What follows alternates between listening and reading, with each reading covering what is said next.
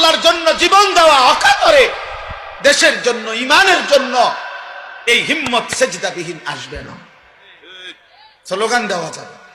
শহীদ শরীফ উসমান হাদি রাহমাতুল্লাহি আলাইহি এই ইমানদার যুবক, 33 বছরের যুবক, সে বারবার বলছে আমি শহীদের মৃত্যু চাই, আমি প্রথম কাতারে সর্বপ্রথম গুলিবিদ্ধ হতে চাই। সে বলেছে সে দেশের জন্য আমি আমার শেষ রক্তটুকু দিতে চাই।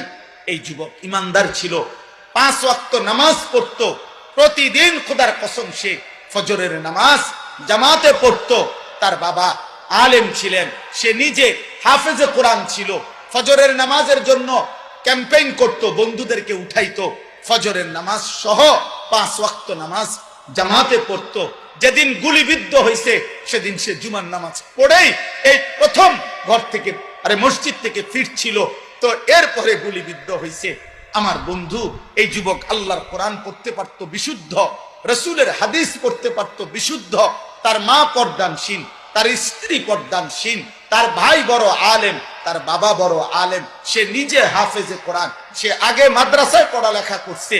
আল্লাহ তাআলা এই জন্য বলছে, যুবক দেশ প্রেমের কথা তো অনেকেই বলে, মাতৃভূমির কথা তো অনেকেই বলে, রাজনীতির লম্বা লম্বা স্লোগান, বক্তৃতা, বিবৃতি অনেকেই তো মারে, কিন্তু আমি আল্লাহ তোর কলিজায় ঈমানও দেখলাম, দেশ প্রেমও দেখলাম, দুইটা আমি একসাথে গ্রহণ করে।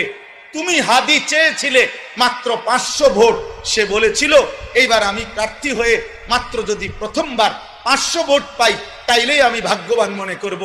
আরশ আজিমের মালিক আল্লাহ বলে, তোর ফজরের সেজদার বদৌলতে আমি আল্লাহ 18 কোটি মানুষের সমর্থন তোকে দিয়ে দিলাম, যা। সে চেয়েছে 500 সমর্থন, আল্লাহ বলছে যা, 18 কোটি মানুষের সমর্থন যুবক তোমার জন্য দিলাম। কত হাফেজ, কত আলেম, কত মুফতি, কত মুহাদ্দিস, কত ফকিহ, কত পীর, কত বুজুর্গ, কত আউলিয়া, কত হাফেজে কোরআন, তালেবে ইলম, 90 বছরের বুড়া, 4 বছরের বাচ্চা, সবাই এই ইমানদার যুবকের জন্য অঝরে চোখের পানি ফেলে কাঁদছে কিনা বলো ভাই? আজকে আমি তার কবর জিয়ারত করছি। আজ আমি তার কবর জিয়ারত করে আসছি 11টা, 11:30টার দিকে। আপনার তখন আরেকটু পরে আপনার তখনও দেখছি অজস্র মানুষ তার কবর জিয়ারত করতেছে।